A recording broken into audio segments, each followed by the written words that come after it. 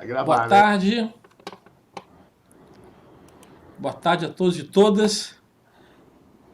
É um prazer tê-los aqui.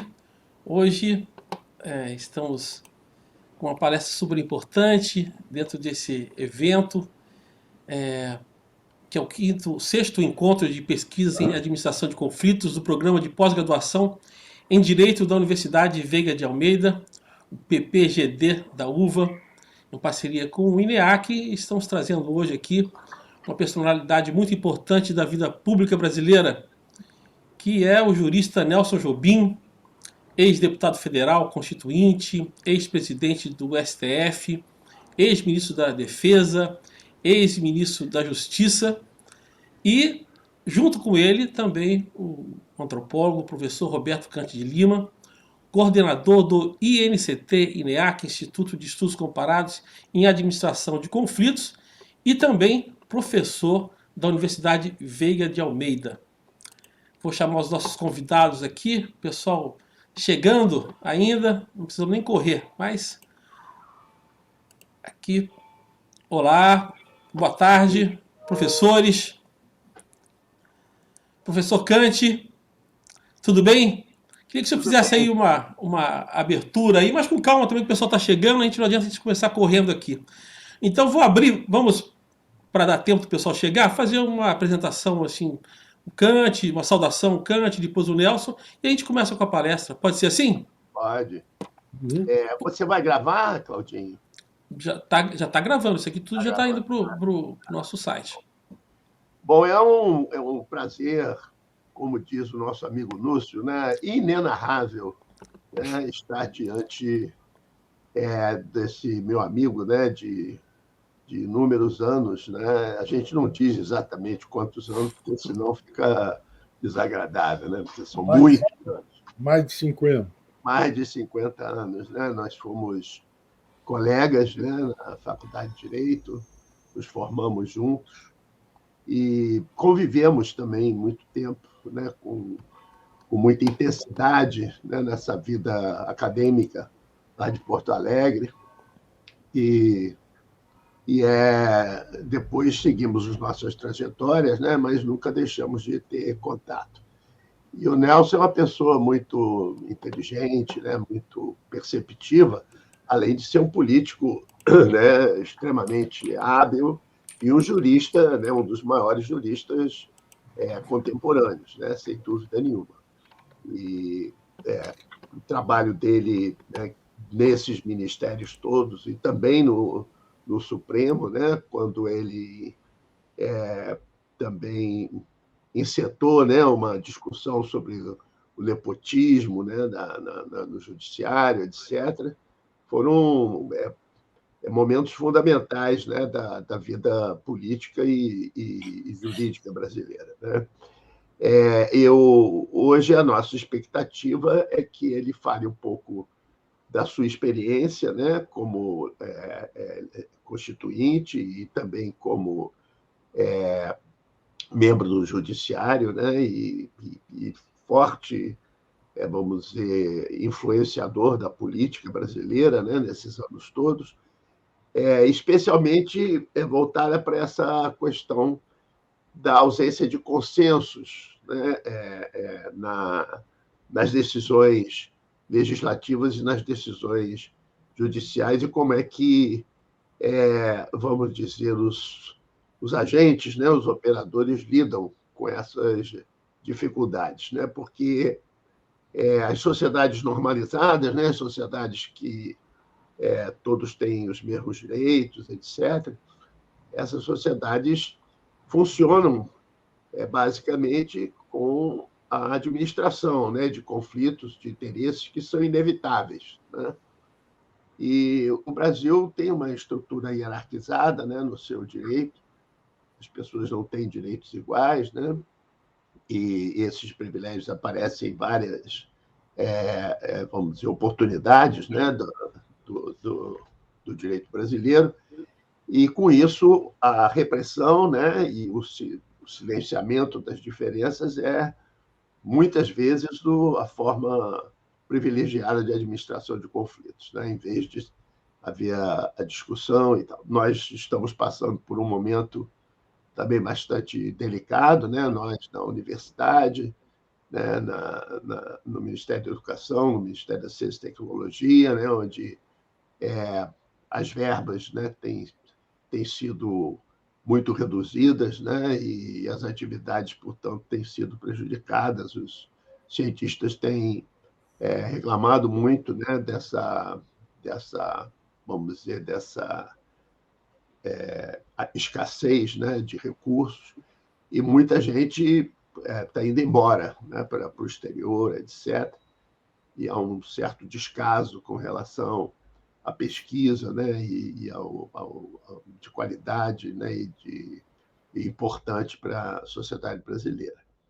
Então, é uma grande honra recebê-lo aqui, né? Eu agradeço imensamente essa generosidade dele, né? De tirar um pouco do seu tempo, que é ocupadíssimo, todos nós sabemos, e vir aqui na Veiga de Almeida falar para os nossos colegas, né? Os nossos professores, os nossos alunos, e falar também para o público do Instituto Nacional de Ciência e Tecnologia, né? Que é um instituto de estudos comparados à administração de conflitos, né? Um programa do Ministério da Ciência, Tecnologia e Inovação, que já está no seu segundo edição, né? Que a primeira de 2009, a segunda de 2016, e que tem sido também contemplado com, talvez, o único programa que tenha sido contemplado com recursos por parte do Conselho Nacional de Pesquisa, né? A FAPERJ também tem nos apoiado,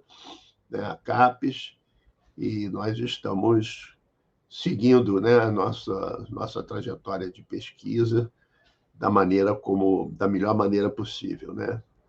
Então, Nelson, eu fique bastante à vontade para seguir o seu pensamento, que é sempre muito claro, né? Muito esclarecedor, e esteja certo que o público e eu, né? estaremos nos deliciando aqui com a sua exposição, né? Que é sempre muito inspirada.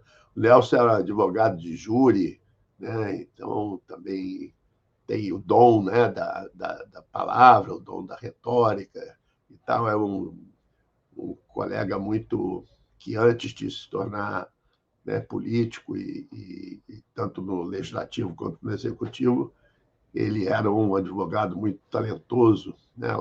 E foi professor da Universidade Federal de Santa Maria também, né?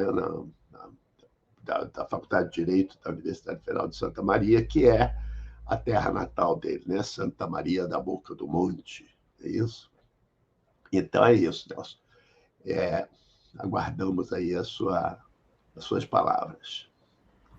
Muito obrigado, Roberto. Muito obrigado, Cláudio. Cláudio, eu aceitei o convite que vocês fizeram, que não, quando veio do Roberto, não é um convite, é uma ordem. O Roberto não faz convite para mim, ele sempre deu ordens. Aliás, sempre pretendeu dar ordem. O problema é se ela cumprida ou não.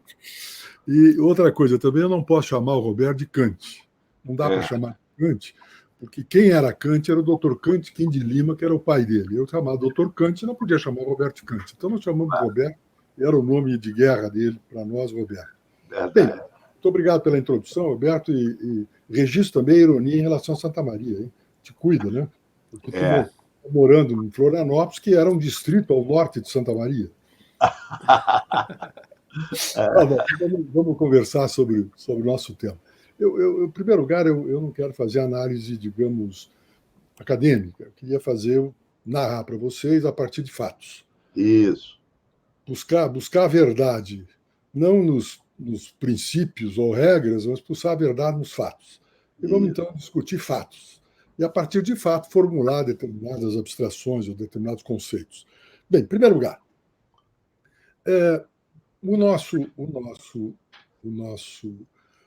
nossa composição de conflitos a solução de conflitos sempre passa por certas regras. Algumas por regras jurídicas, outras por regras éticas, etc., mas sempre regras.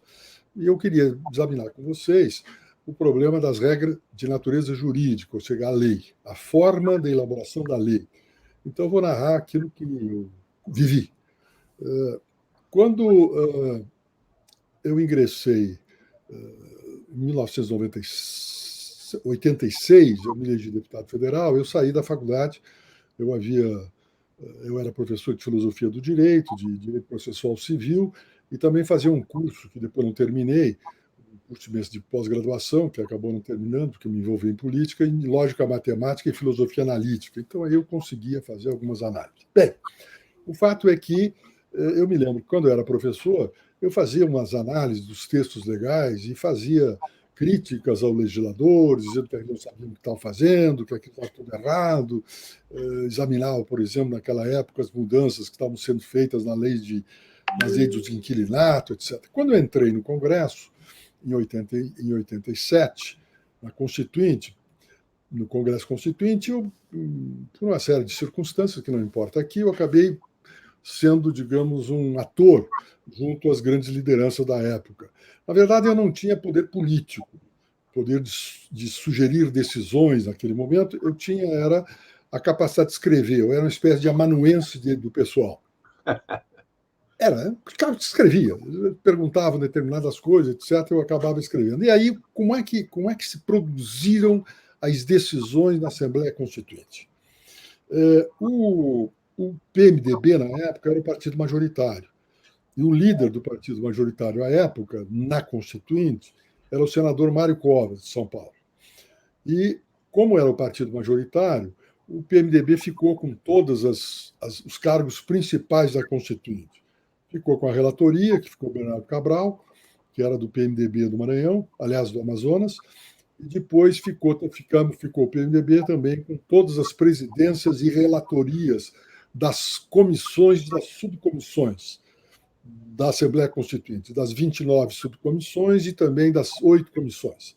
Bem, como é que as coisas aconteciam? No início, houve, digamos, um momento de recepção, e eu chamo esse de recepção e de catarse, que era um momento de você discutir, brigar nas subcomissões, ter isso, aquilo, posições, etc., até que as coisas começaram a se afunilar. E depois, você sabe muito bem que em política, e para uma decisão política, você tem que antecipar a decisão, e a formação da vontade majoritária tem que ser antecipada para uma catarse. Ou seja, você não pode pular a catarse, que é a discussão, às vezes violenta, uma violenta discussão, não ódio. Não era ódio de pessoais que está ocorrendo hoje, mas eram discussões temáticas. Bem, o fato é o seguinte, é de que esses temas todos acabavam afunilando-se para a reunião do Colégio de Líderes na Constituinte, onde estavam todos os partidos representados, e a presidência desse colégio era exercida pelo Mário Covas. E ali se formavam as decisões, os consensos, os dissensos, ou seja, administrava-se todo o conflito político ali existente. E as decisões, a administração desses conflitos, ou dessas dissidências, desses conflitos, se dava por 3 ou 4 meios. O primeiro meio era o seguinte: você debatia uma determinada matéria, e se você conseguia consenso em relação àquela matéria, você estava acertado. Ou seja, ia para o plenário depois, e se os partidos encaminhavam para suas bancadas votar favorável, etc. e a matéria era aprovada. Então, o primeiro momento era a obtenção de um consenso. Agora, veja bem, não é um consenso de unanimidade, é um consenso que formasse a maioria. No caso específico, a maioria absoluta. Mas, normalmente, quando havia consenso, o consenso eram globais. Havia uma pequena dissidência aqui e acolá. Bem, o segundo momento, em que, não havendo consenso e havendo um dissenso impossível de ser solucionado, você caminhava, então, para um acordo procedimental. Da impossibilidade do acordo de mérito, você ia para um acordo procedimental e acertava como a matéria em que houve dissenso seria discutida e botada na Assembleia, no plenário. Ou seja, você acertava o modus faciente, como chegar lá e haver o debate. Acertava o tipo de debate, a data, digamos, a instrumentalização, quantos falariam caminhando contra, a favor, etc. Havia um acordo nesse sentido. Em outros casos, não havendo acordo, Então, não havendo nem a possibilidade de fazer um acordo procedimental, e verificando que não se tinha uma maioria para, inclusive, no acordo procedimental, você, então, jogava essa matéria para diante. Ou seja, acabava não discutindo o assunto e afastava o assunto. Então, agora vejam, e como é que se produziam os acordos de mérito? Os acordos de mérito, a coisa era mais ou menos assim. Nós nos reuníamos e o PMDB se reunia, discutia uma determinada matéria, e eu, então, redigia o texto. O texto vai ser este. Aí dizia o doutor Ulisses, nas reuniões da casa dele, diz, olha, esse texto está muito bem feito, está tecnicamente bem feito, etc., etc., mas é um texto que vai ter 100 votos favoráveis, e o resto vai ser contrário, porque não atinge, não atende às ambições de cada grupo. Então, você caminhava para o uso de um instrumento que foi muito importante naquele momento, na Constituinte. Um deles era você julgar a parte, digamos, não consensuada para ser discutida lá adiante em lei complementar ou lei ordinária à Constituição. Você jogava a matéria para diante. Não decidia logo, dizer, será feito tal coisa nos termos de lei complementar ou de lei ordinária. Era essa uma das técnicas. A outra técnica, quando você não tinha possibilidade de mandar para a lei ordinária, porque havia necessidade de um enunciado, esse enunciado era introduzido um nível de ambiguidade no texto legal. Era isso que eu criticava quando professor, quando eu não conhecia o processo legislativo real. E aí o que ocorria, Roberto? Eu testava várias alternativas de texto até chegarmos a uma posição que era aceitável por todos os grupos.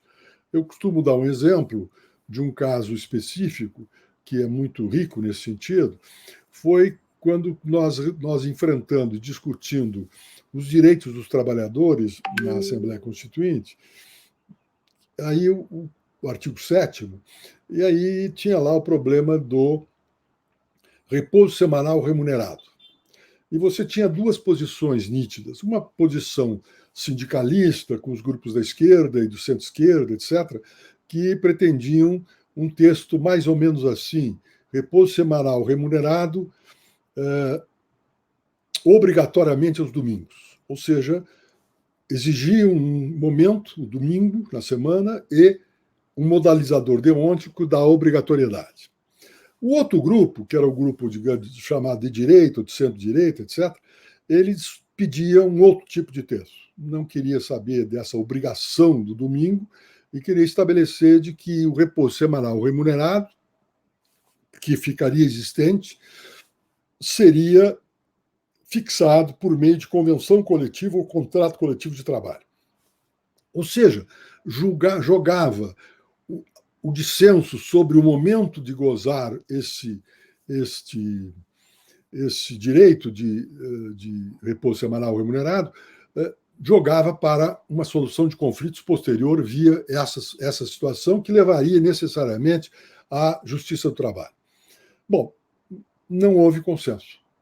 Nem a esquerda aceitava, digamos, a solução pretendida pela direita e pelo centro-direita, e nem a direita aceitava a obrigatoriedade aos domingos.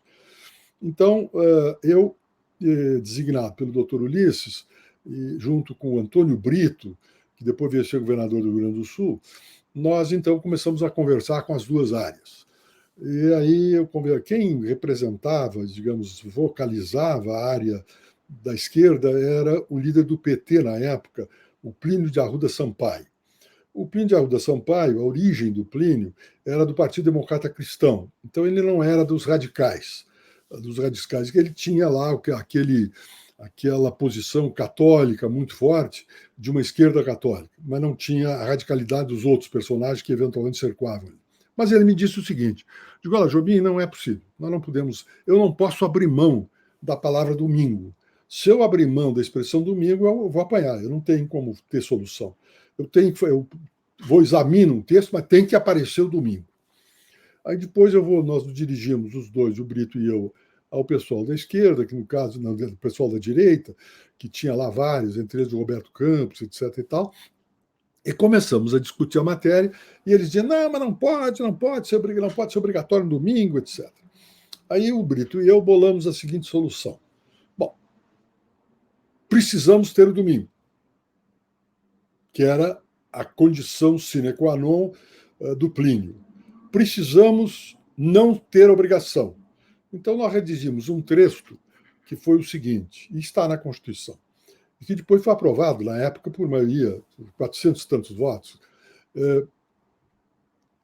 Repouso semanal remunerado, preferencialmente aos domingos.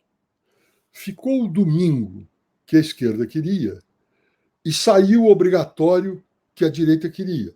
E colocamos um privilegiamento ao domingo via a expressão preferencialmente, porque os advérbios de modo, Roberto, no processo legislativo, eles são um grande instrumento, porque eles são, digamos, transeuntes, eles são, digamos, eles caminham, eles não são fixos, como o substantivo e o adjetivo. O adjetivo enriquece ou enfraquece o substantivo, mas o advérbio de modo cria um trânsito. E aí nós conseguimos aprovar. Então, a ambiguidade na Constituinte era, aliás, a necessidade de fazer a maioria nos empurrava para uma ambiguidade, uns termos mais controversos. Ou nós não decidíamos nada, fixávamos uma regra sobre a temática e diziam que o assunto seria resolvido em lei ordinária ou lei complementar. E a lei complementar não era, como dizem os juristas nossos, os constitucionalistas, que a lei complementar tem um status diferente porque ela trata de temas trata de assuntos relativamente constitucionais. Não era nada disso. A escolha de ser ou não ser lei complementar estava entre a divergência maior ou menor do tema. Se o tema era muito divergente, ia para a lei complementar. Vejam, por exemplo, a questão da demissão sem justa causa. O encerramento do contrato de trabalho tinha que ser regulado por lei complementar. Não tinha nada a ver com complementação de Constituição, tinha que ver com soluções políticas. Ninguém queria discutir esses temas recuando para uma maioria simples, que exijava a maioria absoluta na lei complementar, ou seja, para o legislador ordinário. Ou, quando o assunto era simples, era lei ordinária. E aí vocês vão verificar vários textos da Constituição, tem lá a lei ordinária ou lei complementar. Agora, não vão atrás dessa história de que a lei complementar, porque ela é materialmente complementar. Não tem juízo material. Ela é instrumentalmente complementar, tendo em vista o nível do dissídio sobre o qual trata o assunto. E aí se fez a Constituição. A Constituição teve uma característica também, Roberto. Acusam, logo depois que se promulgou a Constituição, os constitucionalistas, enfim, a academia, criticou muito e chamava de uma Constituição muito detalhista e que aquilo estava errado, que tinha que ser uma Constituição genérica, que tratasse do poder dos Estados, etc, etc. Só que o problema era, basicamente, o seguinte. Naquele momento, as pessoas se deram conta de que era muito mais fácil você aprovar um texto no processo constituinte do que aprovar uma lei ordinária. E por quê? Porque no processo constituinte você tinha uma votação em 2 turnos de votação. Pronto. Maioria absoluta em 2 turnos de votação. Uma sessão, depois uma segunda sessão e acabava com o assunto. Já para a lei ordinária, você tinha, primeiro, que ter a iniciativa. Dependendo das circunstâncias, uma lei de iniciativa é privativa do Poder Executivo, ou privativa dos tribunais, enfim. Além da iniciativa privativa, você tinha ainda que aprovar a lei dentro da Câmara. Aprovada a lei na Câmara, essa lei ia para o Senado. Se fosse rejeitada no Senado, ia para o arquivo. Se não fosse rejeitada no Senado e fosse modificada, voltava para a Câmara rever a situação. Se o Senado aprovasse a lei, o texto da Câmara ia para o Executivo. E aí o Executivo poderia vetar. Então teria que vir o veto. E a rejeição do veto, à época, era de 2/3. Lembre-se que o veto, houve uma mudança nas constituições militares, estabelecendo 2/3, porque começou a oposição a crescer muito. E aí você teve a necessidade, os militares entenderam, e a Arena, na época, entendeu que deveria haver uma modificação, que foi feita em 82, estabelecendo que a reforma constitucional é para a maioria de 2/3, e não para a maioria absoluta. E aí, então, essa é a razão pela qual todo mundo queria colocar o texto da Constituição, ao seu pedaço da Constituição. Há um fato curioso. Quando nós estávamos trabalhando no processo do regimento interno, eu era assessor do Fernando Henrique Cardoso. O Fernando era líder do Senado na Câmara, líder do PMDB no Senado, e também foi o relator do regimento interno, a quem eu ajudava na época. Bem, e houve um momento em que compareceram, já no processo de elaboração da Constituição, na época já ainda das comissões, apareceram lá no gabinete do Fernando Henrique um grupo de taquígrafas do Senado, com um texto para botar na Constituição sobre as taquígrafas do Senado, os taquígrafas do Poder Legislativo. Aí o Fernando diz assim, mas escuta, mas vocês acham que esse tema é um tema para ir para uma Constituição? E perguntou ele a liderança das taquígrafas que estavam lá. E elas não, é claro, não, é sim, por exemplo, sim, o senador é necessário, porque todo mundo está entrando na Constituição, por que nós não podemos? Observaram bem a lógica que procediu isso. Bom, depois disso, terminada o processo constituinte, teve lá uma série de normas de natureza abstrata. Eu vou chamar a atenção de um problema. Na época do processo constituinte, nós tentamos já, quando a parte do título do Poder Judiciário, nós tentamos, o capítulo do Poder Judiciário, nós tentamos criar o Conselho Nacional de Justiça. E não conseguimos. Não conseguimos, havia uma posição dúbia da OAB na época, tendo em vista a posição que tinha o presidente da OAB aqui de São Paulo, da seccional de São Paulo, que era a maior eleitora para efeitos do presidente da OAB na época, nacional, etc. E havia também o seguinte, havia também uma objeção da esquerda. E aí, uma das formas pelo qual, no processo legislativo, você quer impedir que determinada matéria seja votada ou seja aprovada, é você exigir uma radicalização no texto. Então, o que queria o grupo de esquerda na época era o Plínio, de Arruda Sampaio. Eu ria do Plínio, porque o Plínio era filho de desembargador. O Plínio queria que o Conselho Nacional de Justiça fosse um órgão plenário, com representações de sindicatos, com representação de advogados, etc. Queria de funcionários de sindicatos de natureza geral, de sindicatos ligados ao Poder Judiciário, etc. Ou seja, a proposta do Plínio, porque ele dizia o seguinte, se não for assim, eu não aceito. Ele não queria saber do Conselho Nacional de Justiça, então ele criou um mecanismo, uma tese de radicalização, sabendo que nós não aceitaríamos isso, para não aprovar, e a matéria acabou não sendo aprovada, deixou ser aprovada depois da emenda constitucional 45. Bem, agora vamos voltar para a lei ordinária, para depois chegarmos ao Poder Judiciário. Na legislação ordinária, e aqui eu vou falar sobre um problema histórico, inclusive, até um determinado momento, se não me engano, 1982, na Câmara de Deputados nós tínhamos uma reprodução daquilo que fazíamos na Constituinte. Na Câmara havia o Colégio de Líderes, e esse Colégio de Líderes representava os seus liderados. Ou seja, um líder que tivesse uma bancada de 50 deputados, ele teria, em tese, o voto dos seus 50 deputados. A sua posição era a posição definitiva. Não era bem assim, mas os líderes, no mais das vezes, e no mais das vezes, eles tinham 80% dos votos da sua bancada. Então, se você fizesse um acordo com os líderes no Colégio de Líderes, você já tinha a segurança da aprovação no plenário de determinada matéria. Então, se acertava no Colégio de Líderes isso, fazia-se a composição, ajustava-se a composição de mérito, se era o caso, ou processual na outra hipótese, mas você tinha um acordo. Estava definido o acordo e iria para o plenário aquilo. Por quê? Porque o líder tinha necessariamente o líder uma representação de 80% da sua bancada. Mas por que ele tinha isso? Ele tinha isso por duas razões. A estrutura da Câmara, na época, era o seguinte: você tinha, primeiro, a presidência da Câmara, depois você tinha o Colégio de Líderes e, por último, você tinha o plenário.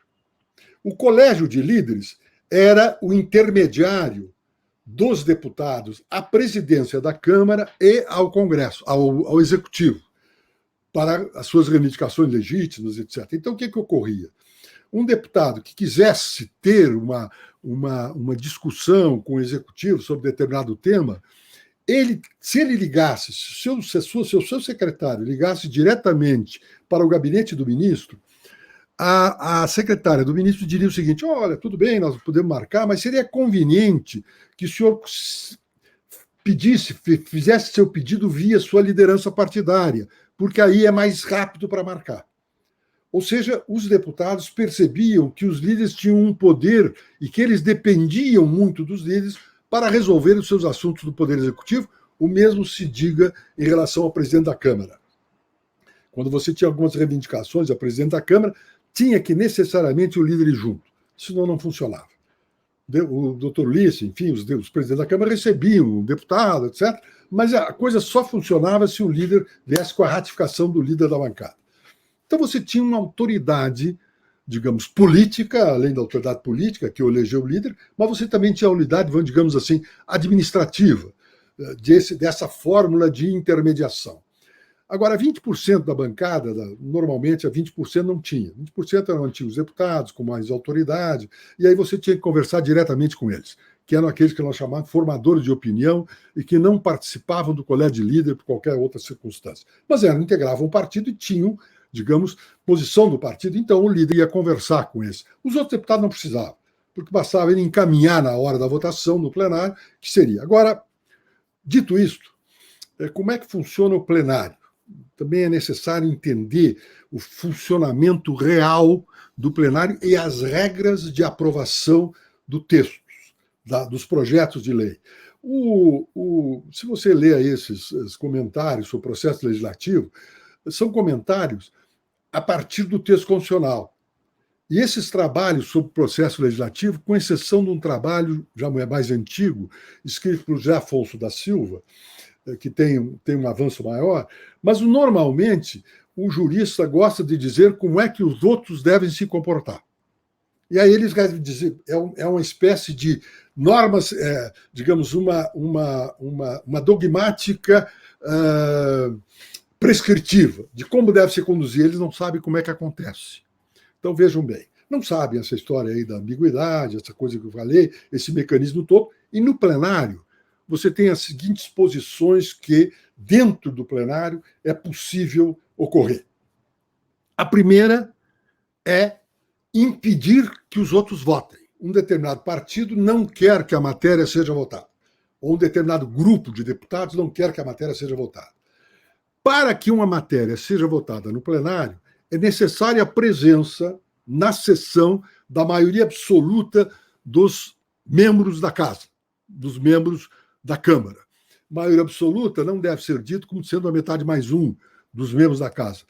É o número imediatamente superior à metade dos membros da Casa. Porque se a Casa tiver um número ímpar, vai ficar metade, vai dar confusão. Então, rigoroso, matematicamente referido, é a maioria, a metade, a maioria absoluta corresponde a um número imediatamente superior à metade. Se for 35, então será 36. Enfim, vai ser você sobe, divide 35 por 2, vai dar uma quebrada e aí não dá certo. Bem, então, o primeiro grupo evita que a matéria seja votada, Roberto. Ele não quer dar quórum, não quer que os outros votem. Aí, então, tem um momento em que começa o processo e aí esse partido pede verificação de quórum. E se declara em obstrução. Os seus membros não são declarados ausentes para efeitos administrativos, mas estão exercendo um direito parlamentar de obstruir e não dar quórum.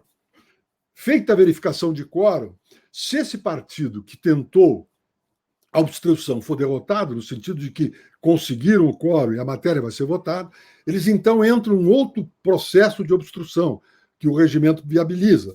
É criar discussões de muito tempo, jogar os assuntos para mais tarde, discutir longamente a matéria, usar todos os tempos regimentais possíveis, fazer destaques de todos os artigos relativos àquele projeto, para evitar que se vote, mas já com quórum.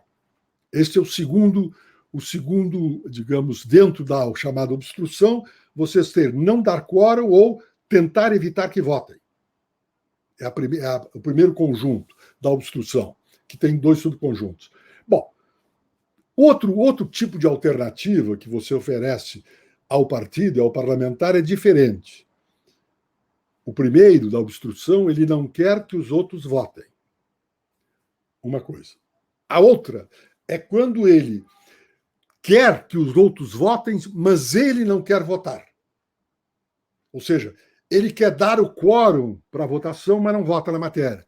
Ele vota, na linguagem fora do parlamento, em branco, mas ele abstém-se à votação. E na Câmara de Deputados, você tem, no sistema eletrônico, vocês têm uma tecla para o sim, outra tecla para o não e outra tecla para a abstenção. Esta abstenção é quando o sujeito não quer votar a matéria, mas não quer impedir que os demais votem. A terceira alternativa é votar sim, a quarta é votar não. Agora, com uma observação importante, que é muitas vezes desconhecida, ou na maioria das vezes desconhecida. Os votos em branco são computados as abstenções, ou melhor dito, são computados exclusivamente para o quórum de votação. Somam-se todos os presentes, inclusive os que votaram em abstenção. Os que votaram sim e não e os abstenção. Se esse conjunto tiver a maioria absoluta dos membros da casa, houve quórum de votação, mas os votos abstenção não são contados para o quórum de aprovação. Ou seja, para ser aprovado, só se conta o sim e o não. Se o sim superar o não, a matéria for aprovada. Se ao contrário, a matéria for rejeitada. Então é falso e equivocado se dizer de que para se aprovar uma matéria precisa a maioria relativa. Precisa uma maioria relativa daqueles que votaram sim e não, mas não dos presentes. E observem que as pessoas que você vai ler aí dizem, não, a maioria relativa dos presentes. Não é.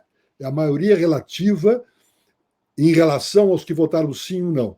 Então, teoricamente, por absurdo, mas teoricamente você pode prever uma hipótese impossível, num mundo impossível, de que uma matéria seja aprovada com um voto por unanimidade, desde que o resto tenha se abstido.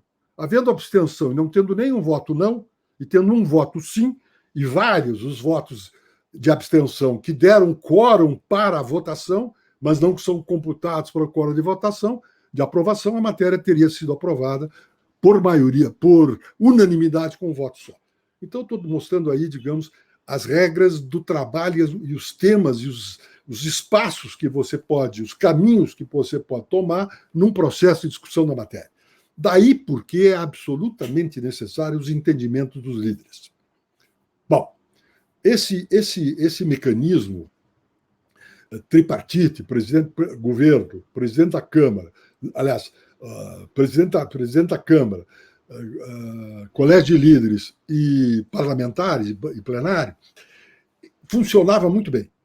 Funcionava bem, os líderes tocavam isso, os presidentes da Câmara que presidiam o colégio de líderes funcionava muito bem. Até que houve um problema. Eu acho que foi em 1982, Roberto, depois você tem que verificar aí, alguém pode verificar. Em um determinado momento, em 82, se não me engano, o PT e o PSDB se desentenderam. Se desentenderam na composição da mesa. A mesa era eleita, mas normalmente os líderes faziam um acordo. O partido majoritário ficava com a presidência, o segundo partido da maior bancada ficava com a vice, e assim você distribuía a mesa. E no caso não houve.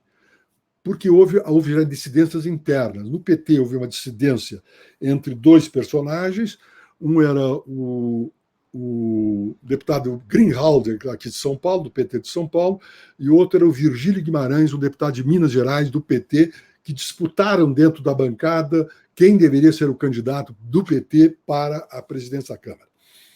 E essa divergência acabou indo para o plenário, porque o PT não se entendeu com o PSDB para a composição e foram para uma eleição.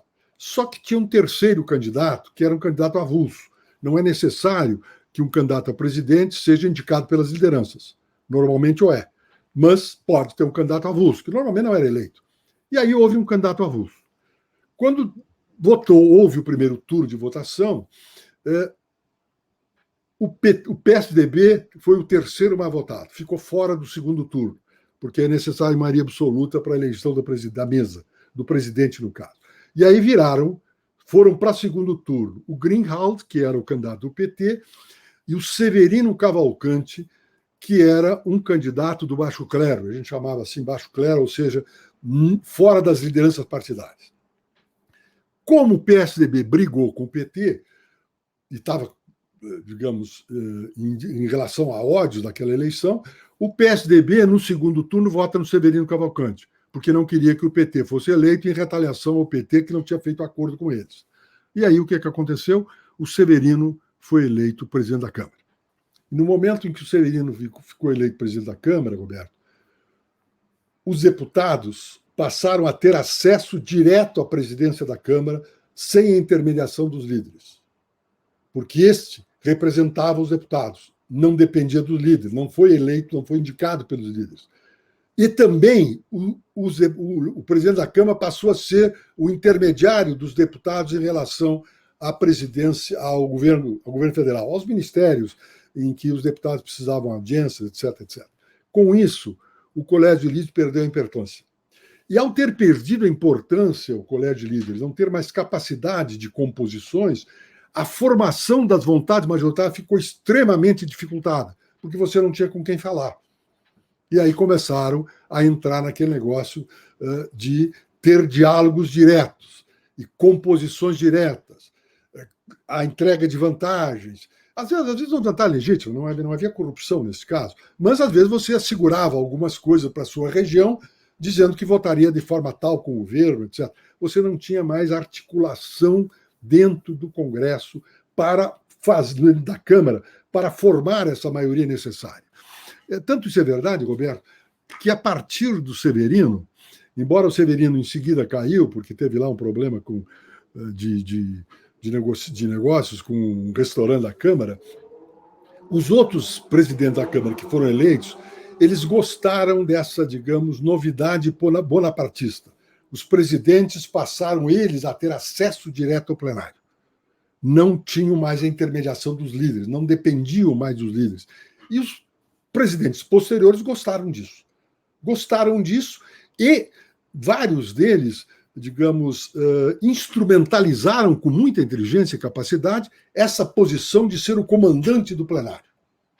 Eu posso dizer a vocês que o sujeito mais que eu vi de longe, porque eu já não estava mais lá, mas que eu percebi que era um dos mais capazes disso, de fazer essa chegada direto aos líderes, aos membros dos deputados, foi o presidente da Câmara, que depois foi condenado na Operação Lava Jato, o Eduardo Cunha. O Eduardo Cunha tinha uma capacidade imensa de fazer isso através das negociatas que ele inventava.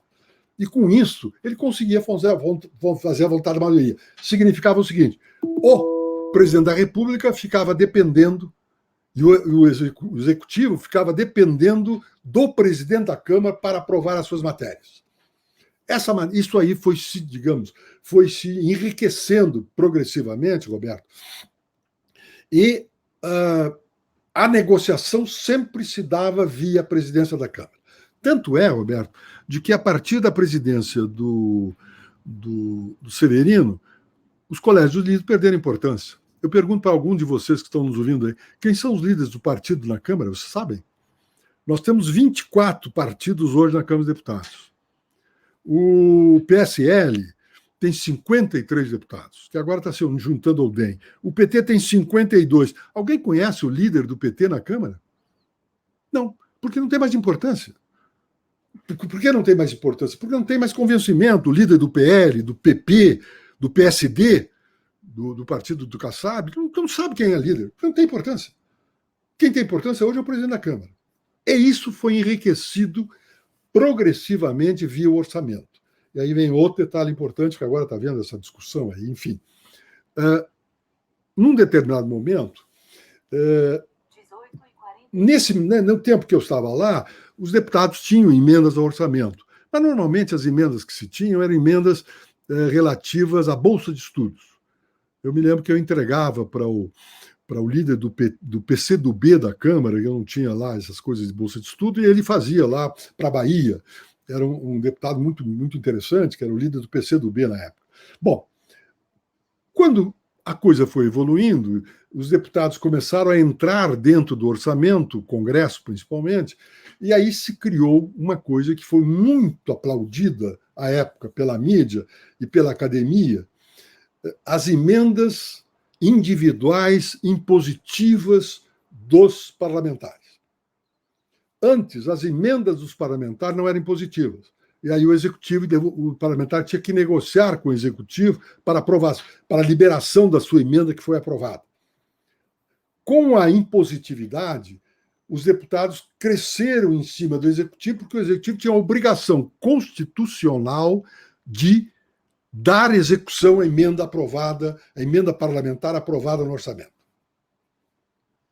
Ou seja, com isso você deu mais força a quem geria tudo isso ao presidente da Câmara.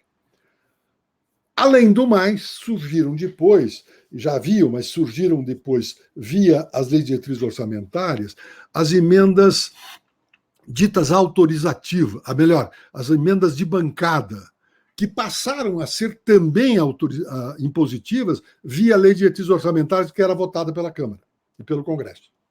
E depois surgiram as famosas emendas de relator. E essas emendas de relator, que é a R9, RJ9, que aparece no orçamento com essa designação, essas emendas são destinadas à posse. E aí é o que hoje ocorre, em que a presidência da Câmara administra lá em torno de 10 bilhões de reais de emendas do relator. E aí ele autoriza, menciona o executivo, tem que fazer tal emenda. E essas emendas não passam por dentro do orçamento da União. Elas vão direta para os destinatários, que normalmente são as prefeituras, para a execução de obras específicas definidas pelos deputados. E aí surge uma inconsistência entre os eventuais planos nacionais que possa ter o Poder Executivo, como também os eventuais planos estaduais de desenvolvimento dos governadores, dos poderes executivos estaduais, porque de repente aparece uma emenda parlamentar mandando fazer uma determinada obra que não tem o mínimo sentido no contexto estadual, mas tem um sentido de ser na base do parlamentar. O governador Flávio Dino me falou uma vez, conversando, eu sou muito amigo dele, trabalhou com o Flávio, nós trabalhamos juntos no Supremo, eu era presidente do Supremo e ele era juiz de primeiro grau e era meu assessor lá, que eu tinha criado uma assessoria de primeiro grau, e o Flávio me disse, olha, de repente cai em cima do colo de nós uma emenda, uma verba decorrente do emenda para uma obra específica que não tem nada a ver com o desenvolvimento do Estado. Então, com isto, desorganizou-se extraordinariamente a formação da vontade majoritária, sem as lideranças, de um lado, e com o empoderamento progressivo dos parlamentares e da presidência da Câmara via as chamadas emendas de relator, que é uma coisa que tem que ser examinada, porque o que se publica no jornal, na mídia, sobre o orçamento secreto, que é o que eles estão chamando isso, tem que examinar com mais atenção e verificar bem como o funcionamento disso. Porque às vezes você fala em orçamento secreto, mas você não sabe bem o que significa isso. E aí você tem que examinar, eu estou exatamente fazendo uma pesquisa, um estudo, uma discussão sobre esse assunto, com alguns ex-parlamentares, com alguns parlamentares, e tentando influir no processo de modificação disso, que não é fácil. Não é fácil por causa do empoderamento. Bom, então você tem aqui uma informação básica. A formação da maioria do Congresso, da vontade majoritária necessária para a aprovação da lei, depende de quem hoje? Da presidência da Câmara. Com um reforço imenso em relação às emendas, à administração das emendas de relator do orçamento. E com a perda de qualquer autoridade dos colégios de líderes, ou seja, dos líderes partidários, que são líderes no sentido formal, não tem mais autoridade, tanto é que a gente não conhece, nem sabe quem são. Bem, ora, isto conduz a um tipo de decisão majoritária que depende das negociações políticas daqueles que estão comandando o processo. E aí você tem, digamos, o uso da ambiguidade, o uso de todas essas regras e dessas disputas. E aí o que constatamos claramente, Roberto? O processo democrático, que é um processo, eu acho e creio, que seja um processo prático de composição dos conflitos, de composição, solução das suas dissidências, acabou perdendo expressão. Ou seja, hoje você não consegue resolver conflitos políticos parlamentares através dos mecanismos parlamentares de composição dos conflitos, das dissidências, do não acordo, porque não há acordo. Então, aí surge um elemento curioso. E aí vem aquilo que hoje está se chamando, Roberto, eu não sei qual é o meu tempo aí, como é que está esse negócio, porque você me avise aí o problema de tempo, porque você não me disseram quanto tempo eu tenho, nem sei quanto é que eu estou. Está tranquilo, Nelson. Está fluindo. Tá bom, então vou lá. A hora que encher a paciência, me avisa. Aí surge um fenômeno. Um fenômeno que hoje nós chamamos de judicialização da política. O que é a judicialização da política? Não se confunda. Eu estou usando a palavra judicialização não no sentido do ativismo. O ativismo eu dou um outro contexto. Eu não vou discutir essencialidades, eu vou discutir regra de uso de palavra. Eu vou usar o que eu estou chamando de judicialização. Eu estou chamando de judicialização o seguinte: é quando você é derrotado, a área política, um grupo político, um partido, etc., é derrotado na sua composição de votação no Congresso, esse partido recorre ao judiciário. Leva a matéria para o judiciário. E por que essa, digamos, judicialização, se tornou, além do problema da inconsistência do parlamento, nós temos também algumas coisas que são importantes. Em 1988, houve uma constitucionalização dos direitos econômicos e sociais. Lembrem-se que, fazendo uma divisão entre os 3 tipos de direitos fundamentais, você tinha os direitos civis e os direitos políticos, que era a característica na primeira metade do século XIX. A conquista dos direitos de votar, os direitos de ir e vir, votar, etc., que eram direitos, Roberto, que não se satisfaziam com uma prestação. Satisfaziam-se esses direitos pelo mero exercício. Era o direito de eu votar, eu voto. O direito de ir e vir, eu vou e volto. Alguém tem a obrigação de não impedir. Ou seja, eu satisfato o meu direito civil ou político pelo mero exercício. É que os alemães passaram a chamar de Kannrecht, e que nós traduzimos aqui pela via dos italianos em direitos potestativos. O direito que tu tem, vamos uma coisinha mais simples, um direito a você revogar a procuração que você outorgou. O mandatário não tem participação nenhuma, você decide revogar e revoga. Exerce o direito de revogar e cria uma consequência na esfera jurídica do teu mandatário. Ou seja, é um direito-poder, é um direito potestativo.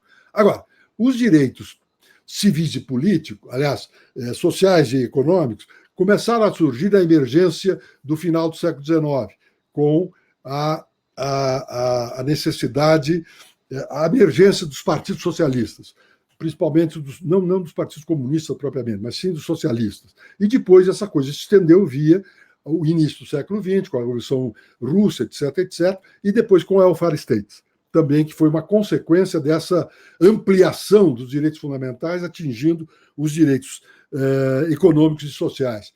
Agora, observa que os direitos econômicos e sociais são diferentes. Eles não são satisfeitos pelo mero exercício, eles dependem de uma prestação. O direito à educação, o direito à saúde, o direito à habitação, o direito à alimentação, alguém tem que pagar isso. É um direito que depende de uma prestação de terceiros, no caso, o Estado. em alguns casos o Estado, outros particulares, etc.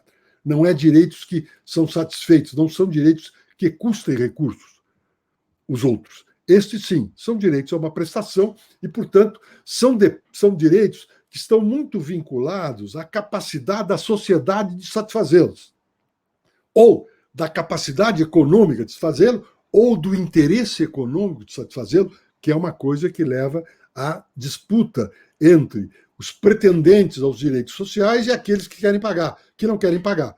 Então, eles fogem. O problema aí entra a questão tributária no meio, eu não vou entrar nesse troço, que é uma coisa importante hoje, essa discussão.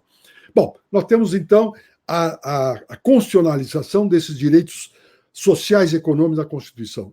Uma causa da judicialização. Quando você não consegue a satisfação disso via o Poder Executivo e via outra situação, você começa a tentar fazer com que o Poder Judiciário entre na discussão das políticas públicas. Ou seja, começa a dizer, não, há o princípio constitucional disso, daquilo, e você então quer que o Poder Judiciário satisfaça esse direito. Nós temos várias ações nesse sentido. Aí, outro elemento também que levou, Roberto, à judicialização foi a ampliação da legitimação ativa para as ações de constitucionalidade junto ao Supremo. Ação de inconstitucionalidade, ação declaratória de constitucionalidade, ação de descumprimento de preceito fundamental, etc. E tal. O que houve em 88, Roberto? Em 88, até 88, antes de 88, você tinha uma coisa curiosa, e normalmente os constitucionalistas não gostam de falar nisso. Desde 1898, é que o Poder Judiciário brasileiro passou a poder não aplicar as leis aos casos concretos, leis que eles considerassem contrárias à Constituição, ou seja, inconstitucionais. É aquilo que os americanos chamam de judicial review, ou seja, o controle que nós chamamos aqui, o controle difuso da constitucionalidade. Esse controle difuso foi uma outorga do Poder Legislativo brasileiro. Não vou entrar nesse troço, mas isso vem de uma lei, da lei votada a Lei 221, que ampliou a competência, definiu as competências da Justiça Federal ainda no início da Primeira República, lá foi 1896, uma coisa assim, depois da Constituição 91, em que um deputado importante do Rio Grande do Norte fez uma emenda outorgando aos juízes o poder de não aplicar aos casos ocorrentes, dizia a lei, as normas contrárias à Constituição Federal e aos tratados feitos pela República. Ou seja, o Poder Legislativo outorgou aos juízes o controle da constitucionalidade das leis em concreto, ou seja, no controle difuso, para o caso concreto, que é aquele incidente de inconstitucionalidade que vocês conhecem como o primeiro elemento, depois de você discutir a competência do juiz, você pode alegar a inconstitucionalidade da lei que te criou a obrigação, que deu origem à ação ajuizada pelo autor, etc. Bem, nessa hipótese, isto durou, Roberto, até 1967 ou 8. Não, 65. Quando, em 1965, houve uma emenda constitucional criando a representação de inconstitucionalidade.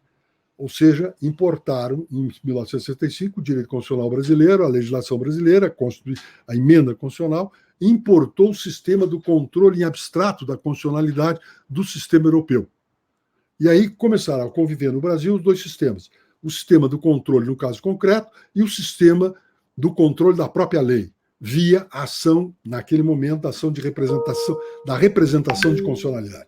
Vamos deixar bem claro que essa representação de constitucionalidade não foi posto em 1965 na Constituição, porque isto era algo que havia uma reclamação por parte dos constitucionalistas e que havia era um caso político, era uma necessidade política do governo militar. Qual era o problema? O governo militar tinha medo, e depois se concretizou, de perder a maioria dentro do Congresso Nacional. E aí ele precisava prever a hipótese de que o Congresso viesse a aprovar leis contrárias à Constituição outorgada pelos militares. No caso, a Constituição de 67, que foi aprovada em um mês, e também a Emenda Constitucional número 1 de 69. O que acontece?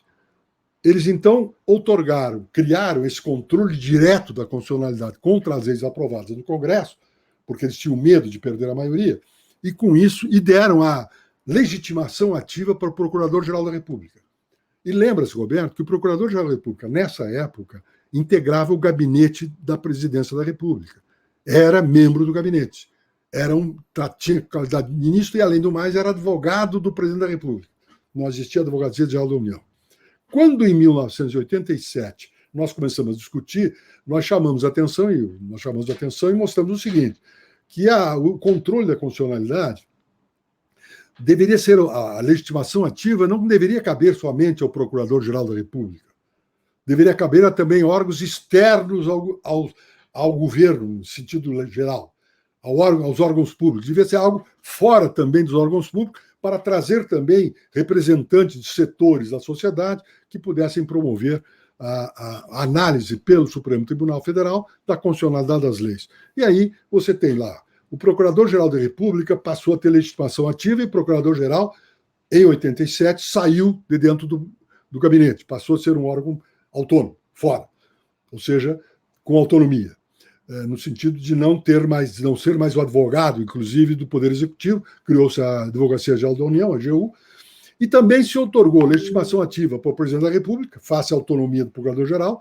para o Presidente da República, para o Presidente da Câmara, Presidente do Senado, e, depois de esgotado os órgãos, aspas, de Estado, a Constituição otorgou também legitimação ativa para os sindicatos e para a Ordem dos Advogados do Brasil e os sindicatos de âmbito nacional.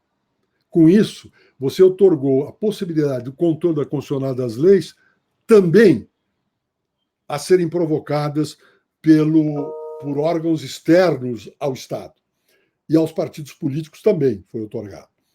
Então, essa ampliação da legitimação ativa, Roberto, para as ações diretas, no sentido amplo de constitucionalidade, é uma das causas também da judicialização. Você viabilizou que os partidos políticos os sindicatos levassem as suas reclamações e os seus juízos de constitucionalidade perante o Supremo Tribunal.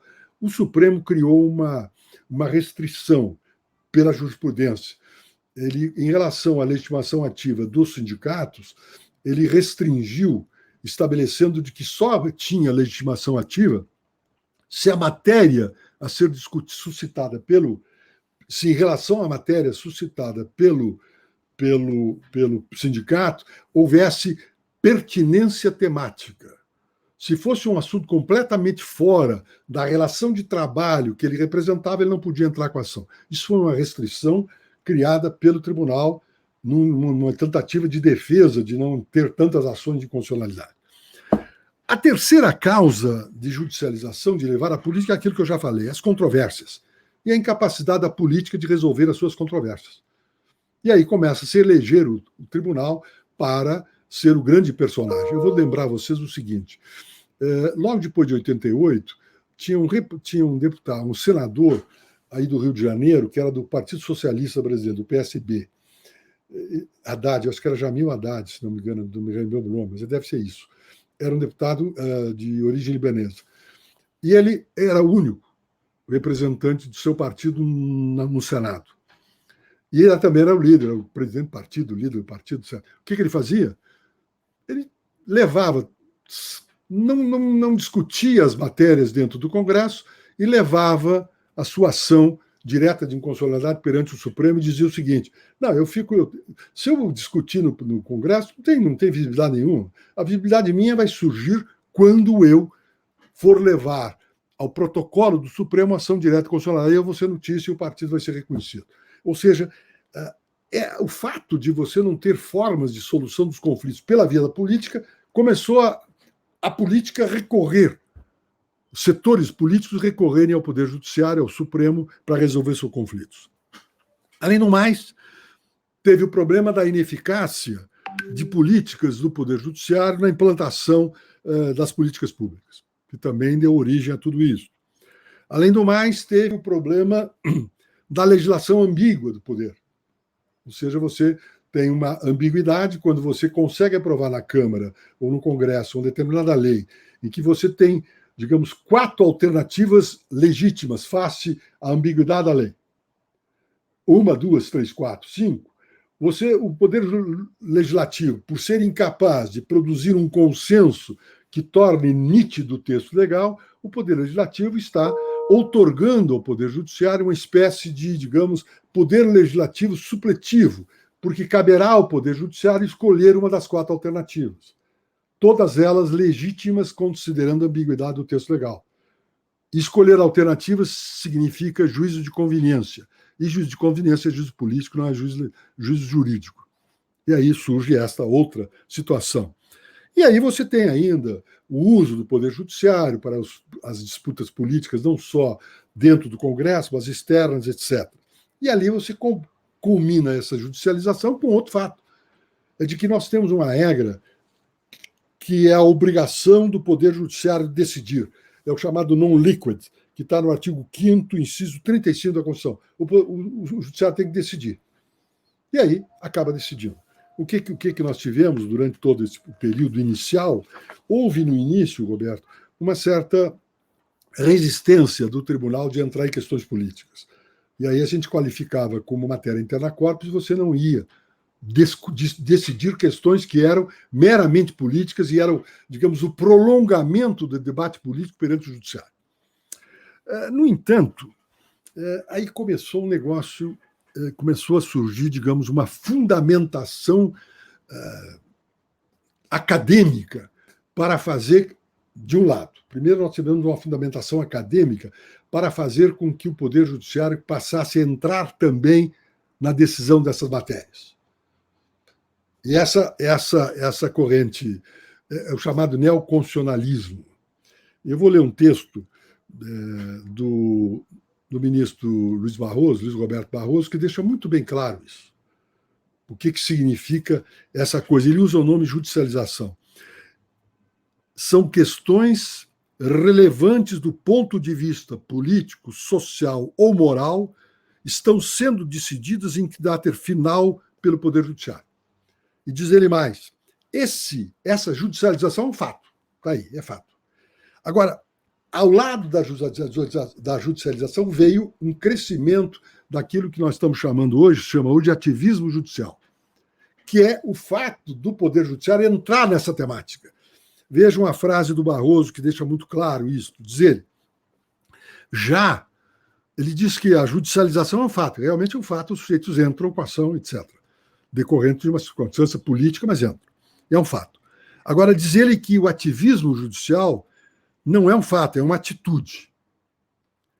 Aí diz ele assim, é a escolha de um modo específico, proativo de interpretar a Constituição, expandindo seu sentido e alcance. Ele está associado a uma participação mais ampla e intensa do judiciário na concretização dos valores e fins constitucionais, com maior interferência no espaço de atuação dos outros poderes. Observa bem, Roberto, que é muito bem redigido isso. Mas significa o seguinte, eu também vou decidir sobre esse assunto, ponto. E observe, vou decidir como último a decidir. Toda essa linguagem, princípio... Então, daí vem uma justificativa, Roberto, da, digamos, proliferação de princípios legais. Começou a se não falar mais em norma legal, começou a se falar em princípio legal, porque o princípio legal é um instrumento retórico para viabilizar esse tipo de situação. E aí leva, digamos, a uma... E aí se usa também uma falácia disso, Roberto, e tu conhece disso, e a falácia é dizendo que o Poder Judiciário estará com isso atendendo aos anseios da sociedade. Toda vez que a gente ouve a palavra anseios da sociedade, é um instrumento retórico para você tentar levar o ponto de vista seu à solução do assunto. E aí nós temos um problema. O juiz está substituindo o debate político. E pior, sem legitimação política, porque não é eleito. E aí eu brinco um pouco, Roberto, alguns ficam bravos comigo, porque aí quando nós aprendemos lá, tudo nós aprendemos com o velho Leitão de Abreu, que era professor de introdução ao ciência do direito, quais eram as fontes do direito. Fonte do direito era a lei, os costumes, etc. E agora criou-se uma nova fonte de direito, o concurso público. Concurso público para juiz passou a ser fonte de direito, porque como ele pode concretizar os valores e fins constitucionais com mais competência, expandindo o sentido da Constituição, vira essa coisa. E depois tem alguma coisa mais grave, mas que alimenta também isto. Em 1990, foi no governo Fernando Henrique, 95, 6, uma coisa assim, o presidente supremo era o Marco Aurélio Melo. E o Marco Aurélio, apoiado por todos os colegas da época, eu entrei em 95 lá, os colegas, aliás, em 97, os ministros decidiram propor ao presidente da República uma lei que deveria para a criação da TV Justiça. O discurso na época, Roberto, era o discurso da transparência. Lembra-se que era o momento digamos, de grande valoração do discurso da transparência. E realmente a tentativa foi essa. O objetivo inicial da TV Justiça era ser transparente. Só que, progressivamente, Roberto, com uma evolução, digamos, muito larvar, muito, digamos, silenciosa, essa transparência passou a ser instrumento de visibilidade individual dos ministros. Ou seja, transparência, o instrumento de transparência passou a ser um instrumento de visibilidade. E aí eu fazia uma categorização, Roberto, meramente factual, enfim, conjectural, em relação aos fatos, sobre os ministros supremos. Como você se torna um ministro supremo?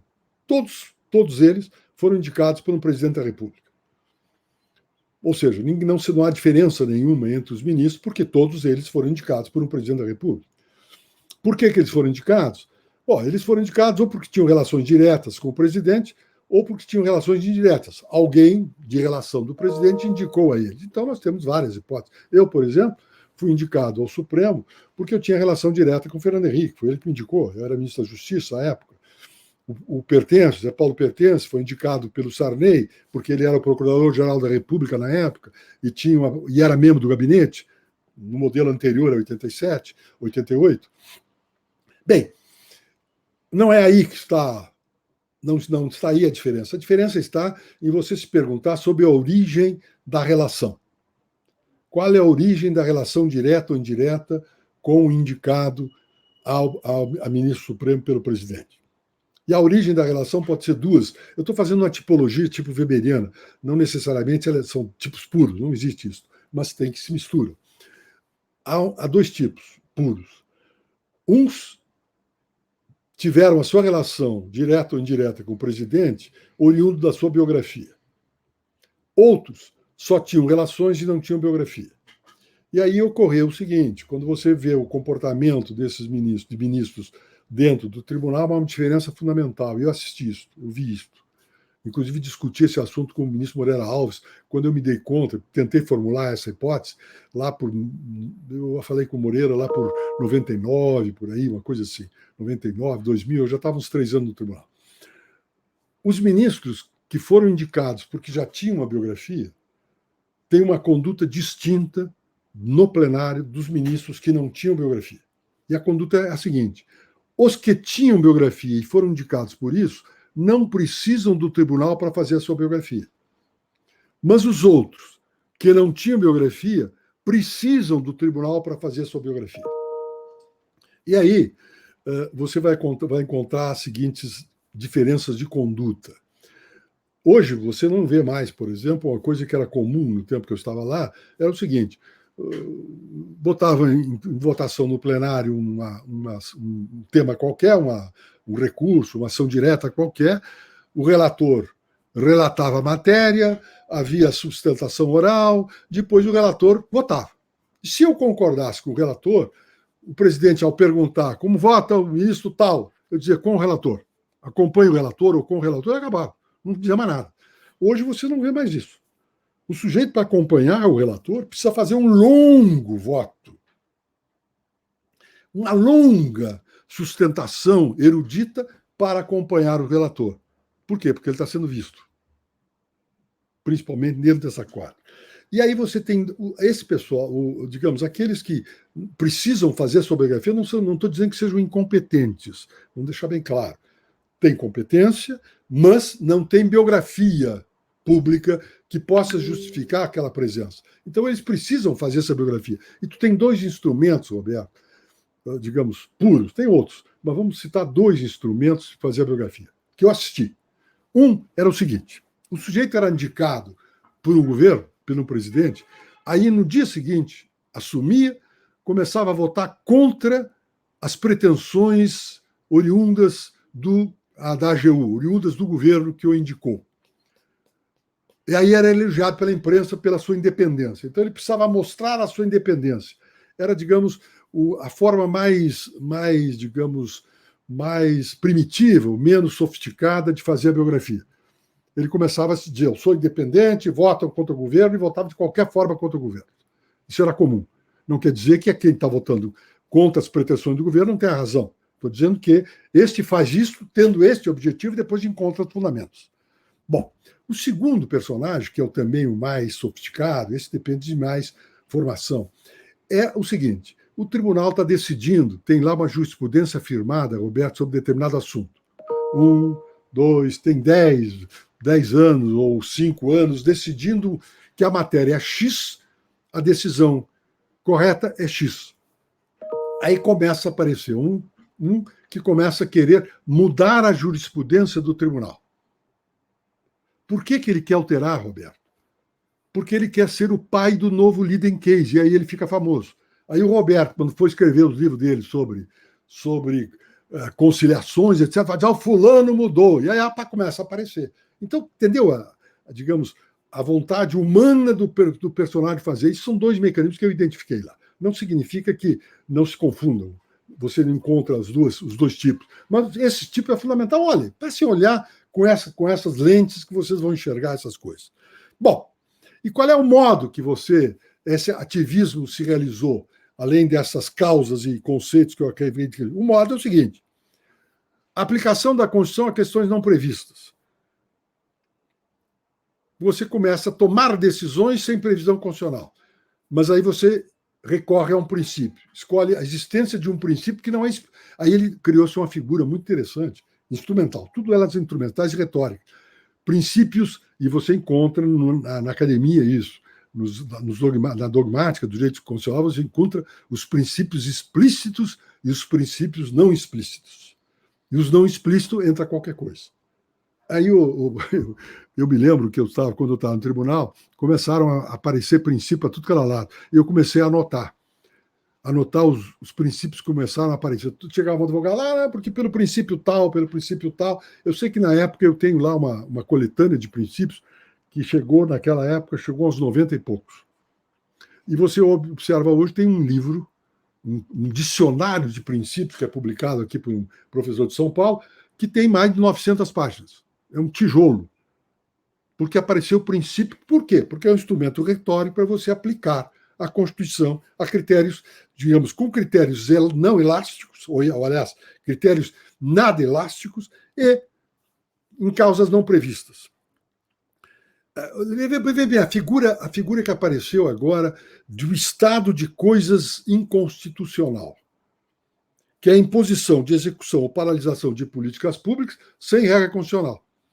Não, o estado de coisa inconstitucional legitima que se tome a tal decisão. É uma coisa complicada, porque não há responsabilidade, não há accountability desses personagens. O próprio Luiz Roberto Barroso, que é absolutamente competente e sincero nas suas posições, ele diz o seguinte: tem um texto dele que diz que a aplicação, isso consiste na aplicação direta da Constituição a situações não expressamente previstas no seu texto, independentemente da manifestação do legislador ordinário. Diz mais ele: declaração de inconstitucionalidade de atos normativos emanados do legislador com base em critérios menos rígidos. Eu não sei bem o que significa critérios menos rígidos, mas pode ser qualquer coisa. Que os de patente e ostensiva violação da Constituição. Não precisa ser patente nem ostensivo. É menos rígidos. E a imposição de condutas ou abstenção do poder público, notadamente em matéria de políticas públicas. Ou seja, tu está avançando. Agora, observem bem, Roberto, que esse avanço não é só do Poder Judiciário estricto sensu. Isso acontece nos tribunais de contas. Os tribunais de contas da União e dos Estados, eles estão começando a julgar políticas públicas do Executivo. Eles não estão mais naquela função que lhe compete pela Constituição de verificar a execução correta do orçamento. Eles começam a dizer de que tem que ser feito tal coisa, tem que ser feito daquela forma, não pode abrir a rua nesse local, mas tem que abrir no outro, e assim sucessivamente. Ou seja, o que nós estamos sentindo, Roberto, nesse momento nosso, é uma inconsistência dos poderes. Nós temos uma inconsistência dentro do Poder Legislativo. Temos uma, enfim, afirmada por mim, aí eu tentei descrevê-la, pode concordar ou não, mas é a minha descrição. Tem uma inconsistência dentro do Poder Executivo. Hoje você não tem nenhuma capacidade de diálogo com o Poder Executivo, além do mais, se introduziu na política uma variável que eu não conhecia, que é a variável do ódio. Você não tem mais adversários políticos, você tem inimigos políticos, e aí os mecanismos de conciliação desaparecem, ficam inviáveis, porque você tem a radicalização do ódio, e você não consegue compor. Vejam que o diálogo entre o Executivo e o Legislativo é pífio, e causal, pontual. E observe, os partidos já não têm mais força. O Congresso passou a se reunir em bancadas temáticas. Você tem lá a bancada da bala, a bancada da agricultura, a bancada evangélica, que são legítimas, mas são bancadas que se unem tematicamente, especificamente para aquilo, não tem acordo em relação a nada mais. Você não pode fazer discussões sobre tributação com a bancada evangélica, ou salvo a tributação de igreja. Mas o resto não interessa. Salvo a tributação da igreja, que já está na Constituição, que não é tributado. Mas observe que já quiseram estender, inclusive, para outros prédios que não prédios de culto. Já houve essa discussão. Pois bem, na bancada da agricultura, legítima discussão dos interesses desse setor econômico do país, mas eles não têm capacidade nenhuma. Não têm capacidade nenhuma de discutir outras questões que não aquelas. Não se unem para isso. A união é outra. E aí fica uma dificuldade, por isso eu estou falando rapidamente, na inconsistência do Legislativo. E estou falando também na inconsistência nos problemas que estão surgindo dentro do Poder Judiciário. Observem, agora na pandemia, havia uma decisão da Prefeitura de tal coisa, aí um negacionista qualquer entrava no Poder Judiciário, havia uma liminar de um juiz, não pode fechar o comércio, não pode abrir, tem que deixar aberto o comércio. Ou seja, entravam em políticas de saúde típicas. Nós tivemos isso N vezes. Ou seja, o fundamento dessa judicialização da política, o ativismo judicial, melhor dito, a judicialização é outra coisa. O ativismo vem, primeiro, da regra acadêmica da chamada normatividade dos princípios. Segundo, também o problema de colisão de normas constitucionais. Lembra-se que as discussões sobre princípios, quando você tem a livre expressão e, do outro lado, a não livre expressão, vou lembrar um caso clássico disso. Houve um habeas corpus no Supremo Tribunal. O paciente do habeas corpus era um gaúcho lá da região alemã, eu não me lembro o nome dele, que havia sido condenado pelo Tribunal do Rio Grande do Sul, confirmado pelos tribunais superiores, pelo STJ, havia sido condenado por antissemitismo, violação ao semitismo. Ele tinha publicado, eu conhecia, porque ele era lá de uma cidade vizinha, Santa Maria, ali, uma cidade de colonização alemã, e ele, então, publicou livros elogiando Hitler, elogiando o combate ao semitismo, dizendo que o Holocausto era falso, enfim, uma série de coisas, e mandando que temos que ter ações antissemitas, etc, etc. E aí o tribunal condenou pelo antissemitismo. Veio para o tribunal o habeas corpus. E aí houve uma divergência. O Marco Aurélio e o Moreira Alves decidiram que concediam habeas corpus, dando prescrição, porque entenderam de que, como judeu não era raça, e aí eles mostraram o seu ponto de vista, etc., a fundamentação, não se aplicava a norma constitucional do racismo, que tornava imprescritíveis os atos antirraciais. Então, não aplicava. Mas um outro ministro, que foi o Carlos Aires de Brito, sustentou a liberdade de expressão. Sustentou que nós não podíamos que tínhamos que conceder o habeas corpus, conceder a liberdade, porque esse cidadão havia exercido o direito à livre expressão. E então dizia, nós temos de um lado a norma, ele admitia que judeu era raça. E Carlos Evang, tem uma moça que está me socorrendo aí, Fernanda Duarte Lopes Lucas da Silva, belo nome, hein, Fernanda? Bem, no caso Evang houve essa divergência. O Brito sustentava que, efetivamente, o judeu era raça. E, da outra parte, o relator, no caso, era o Maurício Correia. E eu entrei no debate duramente, para mostrar, porque conhecia também, porque eu conhecia o caso lá, conhecia o personagem e sabia quem era, e sabia as ações que ele tinha desenvolvido em Santa Cruz do Sul, que era a origem dele. O tribunal examinou, então, o que era o conflito de princípios. Havia o princípio da liberdade de expressão e havia o princípio antirracista. E aí, então, teria havido, sustentava a existência de um conflito. O Brito dava valor à liberdade de expressão como superior e não ao outro, e nós considerávamos que aquilo não era liberdade de expressão, não tinha nada a ver com liberdade de expressão. Ou seja, o debate não era sobre o caso concreto, o debate passava a ser sobre conflitos de princípios. Sabe que esse negócio, quando você vai fazer uma análise de conflitos de princípio, são aquilo que os... E aí eu vou recorrer aos meus antigos estudos de filosofia analítica e lógica matemática, daquilo que os alemães chamavam de Unsinnig. Você não tem como condição de verificação se é verdadeiro ou falso o teu enunciado. A tua proposição jurídica não tem como ser demonstrada se é verdadeira ou falsa. E os neopositivistas logodianos chamavam isso de enunciados ou proposições sem sentido, porque só teriam sentido aquelas que pudessem ser demonstradas ou sujeitas a uma verificação. Bom, então você tem várias decisões que eu não vou elencar aqui em relação a essas coisas. E depois tem outro detalhe também, tem outra coisa que é muito interessante. E os alunos, eu acho interessante, Roberto, porque é muito recurso ao essencialismo, coisa que eu não sou. Ou seja, aquela retórica da teoria fundamentalista da linguagem, em que a linguagem ela é a coisa, ela expressa uma coisa. Não é nada mais do que a regra de uso para tratar de algo. Então, o sujeito começa a dizer o seguinte, também instrumentos para fazer essa disfuncionalidade é a técnica da ponderação, ou seja, o princípio da ponderação.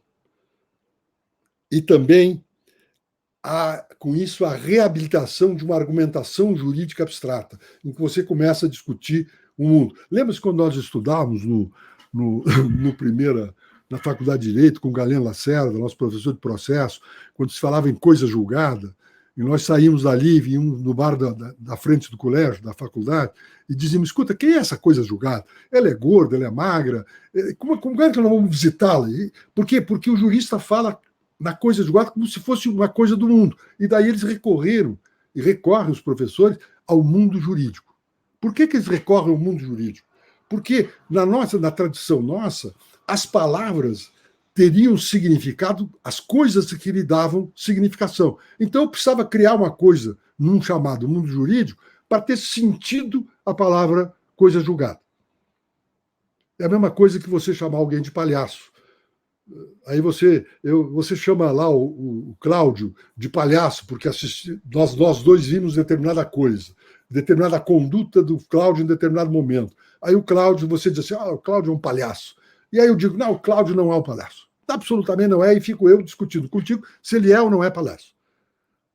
A observação é que tanto tu como eu descrevemos o fato, o que o Cláudio fez, do mesmo jeito. Ou seja, no mundo não há divergência. O fato que aconteceu foi A, B, C e D. Mas, para A, B e C, tu chama de palhaço. E eu digo que não é palhaço. A divergência nossa não é sobre o mundo, é sobre a regra do uso da palavra e as consequências que tu quer tirar da palavra. Tu quer ridicularizar o Cláudio, porque não gosta dele, então você começa a chamar de palhaço. Eu digo, não, eu quero proteger o Cláudio, que é meu amigo, etc. E aí eu começo a dizer que não é palhaço. E a nossa discussão é a regra de uso de palavra. Que ela pode ser uma regra de uso, uma discussão, digamos, sem influências maiores, mas também uma discussão tipicamente ideológica, e ela normalmente ideológica. Eu uso esses institutos e jogo esses institutos A tipificação penal é o típico disso. Quando você começa a fazer esses chamados tipos abertos no direito penal, é meramente uma concessão a alguém para dizer que aquela conduta do mundo se aplica àquela regra, porque aquele tipo aberto não descreve conduta, meramente afirma. Eu me lembro, Roberto, aqui eu encerro, já estou enchendo vocês, eu encerro. Eu me lembro quando eu era advogado, eu logo no início, em 1969, lá em Santa Maria da Boca do Monte, viu? Eu recebi um cliente e ele diz assim para mim: olha, doutor, eu vim aqui falar, senhor, eu preciso entrar com ação de desquite. Na época não havia divórcio. Ação de desquite, porque a minha mulher é adúltera. A minha mulher cometeu adultério, então eu preciso de constituir sobre isso. Ah, é? Tá, preciso constituir sobre isso. Então o senhor topa a ação? Digo, mas escuta, o que essa mulher fez? Não, ela cometeu adultério. Ou seja, ele não estava descrevendo o mundo. Ele estava usando uma palavra como se essa palavra tivesse um juízo objetivo no mundo. E aí eu disse, mas escuta, o que a mulher fez? Aí eu perguntei, quando é que o senhor foi casado? Ah, não, eu não era casado com ela. Não, eu não sou casado com ela. Ah, não é? Ah, então não é casado e quer se desquitar? Ah, e o que houve? Não, eu saí de casa e ela recebeu para tomar chá lá um amigo meu e ficou tomando chá a tarde toda com ele. Esse era o adultério para ele. Ou seja, se eu não tivesse perguntado o que tinha acontecido, eu ia entrar na falácia do sujeito, porque ele estava usando mal uma palavra técnica. E é o nosso problema de achar que as palavras e os conceitos jurídicos correspondem a alguma coisa que existe no mundo. Esse nosso, digamos, débito judaico-cristã, idealista ou essencialista da linguagem, nos leva a imundos erros. E aí eu encerro lembrando Wittgenstein. Ou seja, muito das nossas divergências nada mais é do que divergências decorrentes do mau uso da linguagem. Não há divergência sobre o mundo, é uma mera divergência sobre a linguagem. Obrigado, Roberto, já fui muito longe. Sensacional. Muito obrigado, Nelson. Uma brilhante palestra. Tenho certeza que as pessoas aqui curtiram muito essa atividade e essa aula sua, muito especial. Lembrando, né, que o Nelson foi professor. De memória. Professor. Professor Kant, eu acho que cabe agora as tuas considerações, né? Primeira coisa que eu queria dizer é o seguinte, eu não sabia dessa faceta do caráter do Nelson, que é um etnógrafo, né? Ele acabou de fazer uma etnografia para nós, né? Do processo legislativo e depois do funcionamento, né? do Supremo, né? E a etnografia dele se adequa aos nossos objetivos acadêmicos de fazer descrição dos fatos, como ele acabou de dizer, ele encerrou a palestra falando disso. Né? Nós, como ele, estamos interessados nos fatos, né? E não estamos interessados na interpretação dos fatos. Né? A interpretação dos fatos, como ele mesmo colocou, torna-se cada vez mais arbitrária, né? Cada vez mais instrumental. Né? E isso é uma característica que nós temos observado, né, no nosso trabalho, na nossa pesquisa, né, que não só no Supremo, né, mas que, em função de toda uma tradição que eu tenho denominado de inquisitorial, mas que não precisa ter essa classificação, pode ter outro nome, mas que é essa força, né, que o juiz tem de apreciar os fatos, a lei, etc., interpretar isso livremente, que coloca, né, na figura do juiz um poder, né, um arbítrio que é inexistente nos outros sistemas da civil law.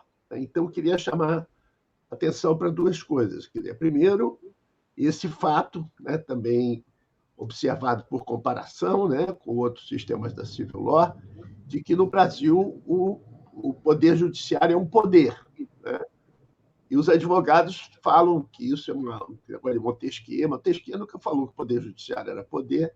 Ele sempre diz, né, que os poderes são legislativo e executivo, E na França, na Argentina, etc., o Poder Judiciário não é um poder, pelo contrário, né, ele é um serviço público, né, voltado para a administração de conflitos. Né? E aqui no Brasil, cada vez mais, ele tem se tornado, né, como ele acabou de descrever com muita propriedade, né, tem exacerbado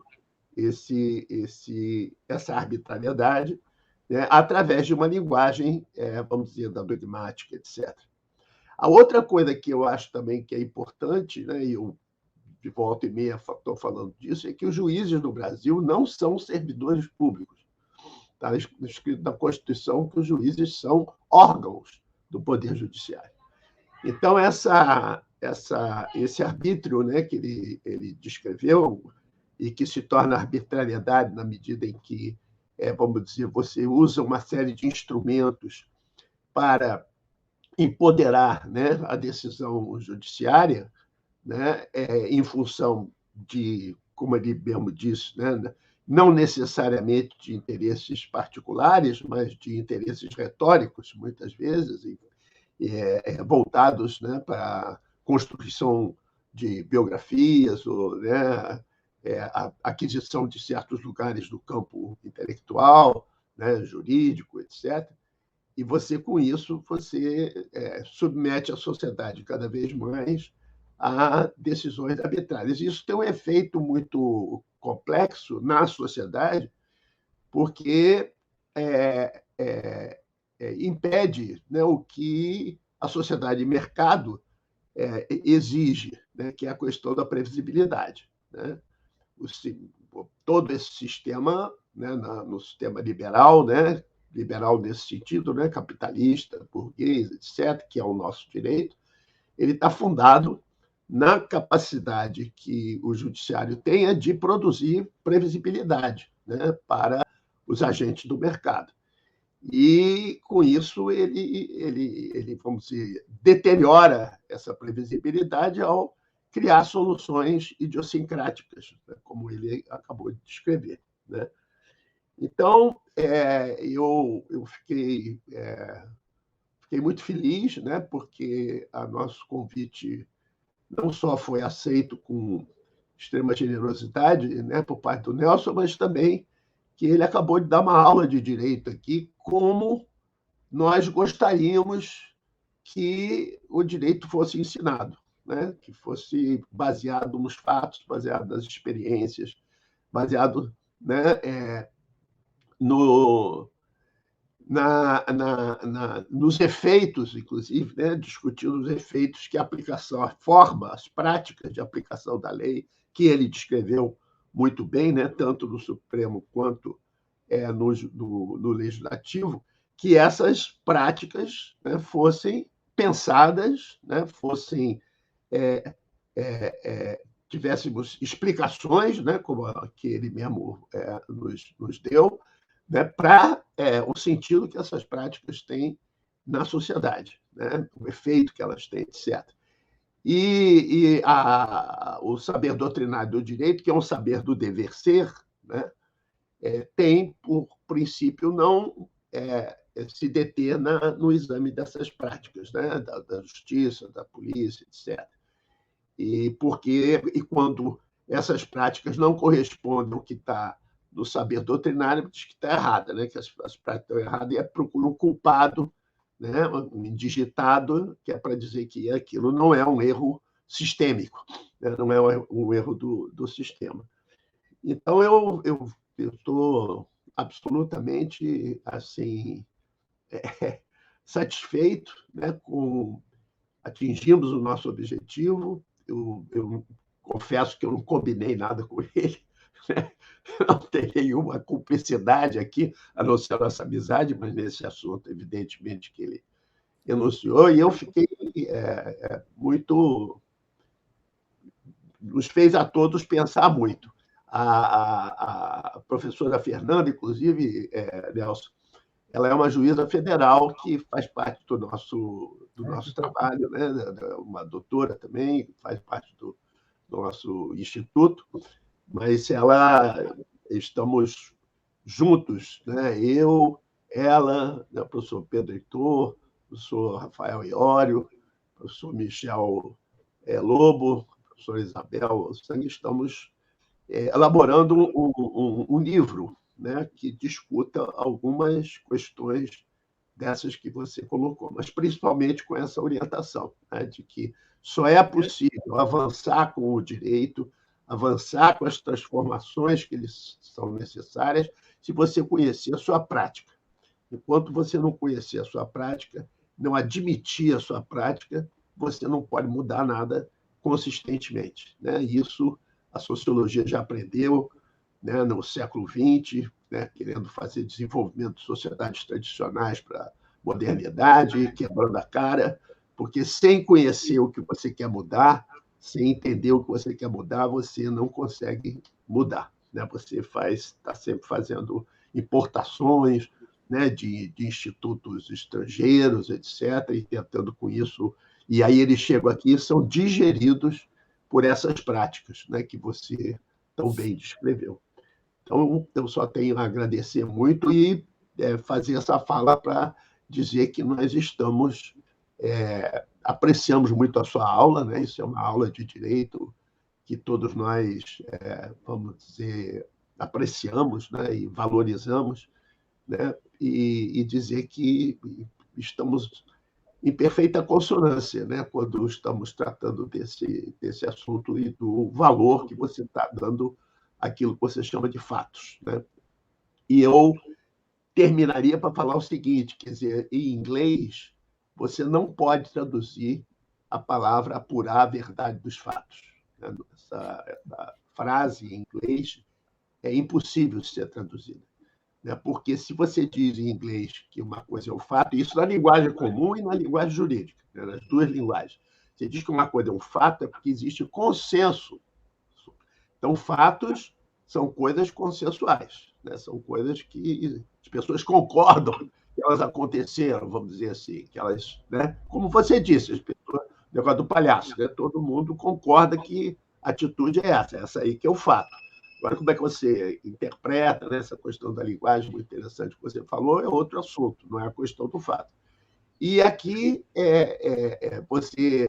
esse nosso sistema, né, de verdades essenciais e de verdade real, ela quer apurar a verdade dos fatos, ou seja, os fatos não são consensuais, as provas não são consensuais, e o processo não decide, não limita a arbitrariedade daqueles que decidem, né, através da aplicação das suas regras, que você também mencionou, né, como fundamental para que a administração de conflitos corra, né, de maneira consensual, né, e da melhor maneira possível, evidentemente que nem sempre se chega a um consenso, né? Mas, então, realmente, eu aprendi muito, né? Fico pensando assim, se você não quer fazer uma série de entrevistas sobre isso, para a gente registrar isso, né? Essa questão, né, que você descreveu hoje, desses consensos, seria um projeto muito interessante que o Instituto poderia patrocinar, né, se você tiver paciência, saco e disponibilidade também, né? Evidentemente que você é uma pessoa muito ocupada, mas a gente podia pensar em fazer uma coisa assim. Tenho certeza que meus colegas professores, pesquisadores, estariam interessados, né, em ouvi-lo mais detidamente quem sabe, fazer uma entrevista, né, para a gente publicar num dos das nossas revistas acadêmicas aqui. Né? E, para encerrar isso, eu agradeço muito. Agora tem que ver se tem perguntas, né, Claudinho, que eu não sei se as pessoas têm aí perguntas ou não, mas alguém quer perguntar alguma coisa? Bom, eu queria também agradecer, Kant, aqui a presença de alguns pesquisadores do nosso instituto e da UVA também, a Fernanda Duarte, que você já citou, também o antropólogo Luiz Roberto Cardoso de Oliveira, que é vice, também coordenador do INCT-INEAC, né, o Marcelo Campos, também o nosso companheiro Rodrigo Gringuelli, Pedro Heitor, Barros, tá muito Michel Lobo, que também está na organização do 6º Encontro de Pesquisas em Administração de Conflitos do PPGD UVA, né, com apoio, né, na transmissão do LEME, do Laboratório de Estudos Multimídias do INCT e NEAC. Não estou vendo aqui perguntas, acho que as pessoas ficaram bem contempladas aqui, né, com essa super aula. Antônio Carlos de Souza Lima também está. É verdade, Antônio Carlos. Nosso colega lá do Museu Nacional. Né? A Bárbara Lupetti também. A Bárbara Lupetti. Coisa aqui, não é isso? Bem frequentada a palestra. Nem poderia ser de outra maneira, né? Isso para falar só dos colegas, né? Pesquisadores, porque os alunos, o professor Pedro Heitor também está aqui, né? Isso. E Ana Paula está aqui. Né? Então, não sei se mais alguém quer se manifestar. Eu queria lembrar, Kant, que o evento, né, essa atividade continua amanhã, né, não se encerra hoje. Hoje essa palestra seria uma palestra de encerramento, nós tivemos que alterá-la, né, mas o 6º Encontro de Pesquisas continua amanhã e já tem mesa, 9 horas da manhã, já tem atividade e vai até 6 horas da tarde, quando tem encerramento também, com sorteio de livros, essas coisas todas. Então, eu acho que a gente pode ir caminhando para o final, já temos aí quase 2 horas de palestra, de atividade. A gente não consegue parar, mas foi muito bom, foi um crescente a palestra, né? E o tempo passou sem ninguém se chatear, se aborrecer, porque ele é uma pessoa que, né, tem esse dom de muito interessante, muita história. Né? E, claro, né, a pessoa que tem toda essa vivência do executivo, do legislativo, no judiciário, né, e na vida real, né, e tal, é uma pessoa que de extremo magnetismo, né, pessoal, sempre foi, né, e continua sendo, e decorreu esse tempo sem maiores... Foi um prazer ouvi-lo. Que a gente notasse, né, que demorou mais do que isso. Então tá. Então vamos às palavras finais do nosso convidado especial, ex-ministro, deputado, professor, Nelson Jobim. Com você, professor. Cláudio Roberto, muito obrigado pelo convite, gostei muito, porque a gente começa a lembrar das coisas. Tem muita coisa para falar. Roberto, eu topo essa tal entrevista que tu fala aí. Aí eu tive também algumas coisas importantes quando eu trabalhei lá com o negócio de direito em números, prêmio em números, apareceram coisas curiosíssimas, exatamente decorrendo disso. Agora eu quero fazer um registro final. Quando nós estudávamos juntos, era o Roberto, o Gilson Dipp, o Ari Pargendli e eu, e estudávamos lá, e eu era aquilo que chamavam CDF, te lembra disso, né, Roberto? Então eu ia estudar, mas tudo era na base do conhecimento da dogmática, nada com os fatos. Foi depois disso, já eu advogado, e continuando os contatos com o Roberto tinha ido para Harvard, não foi? Foi para Harvard, no Peabody Museum, e começou a escrever os negócios. E eu comecei a ver que eu estava dizendo bobagem. E foi tu exatamente que fez com que eu resolvesse abandonar aquele negócio de pseudo-descrições que não nada mais do que enunciados normativos, prescritivos. Ou seja, porque o jurista gosta de dizer como é que os outros devem fazer. Não querem saber de como eles fazem. Eu vou dar um exemplo a ti, lembrando...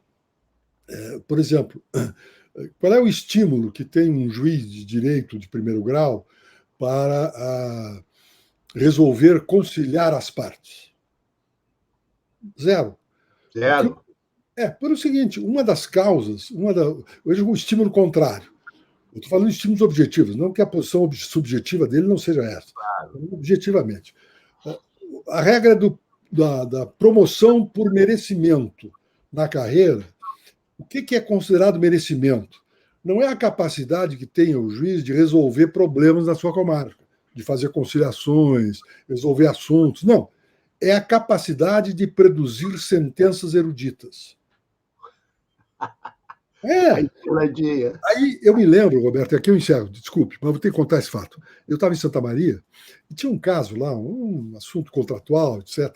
E eu fiz um trabalho bom, sustentado, etc. e tal. E aí eu perdi a ação. Foi uma sentença muito boa, perdi. Perdi, e aí eu fiz o seguinte: eu conhecia o juiz, esse juiz tinha sido colega nosso na faculdade, daqueles que sentavam na frente, te lembra daquele tipo de personagem, né? Que sabiam, repetiam tudo, estavam sempre presentes, não sei o quê.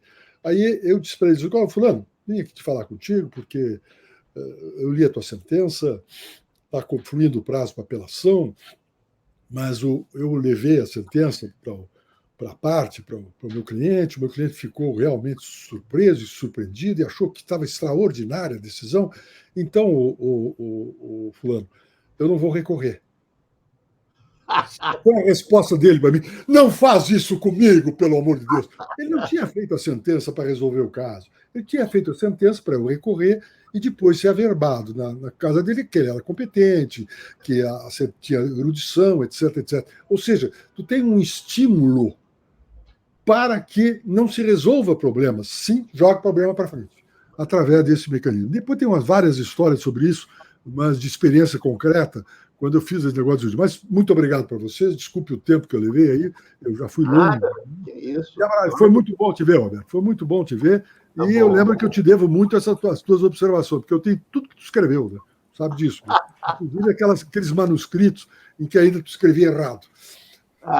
Bom para todos, muito obrado, hein?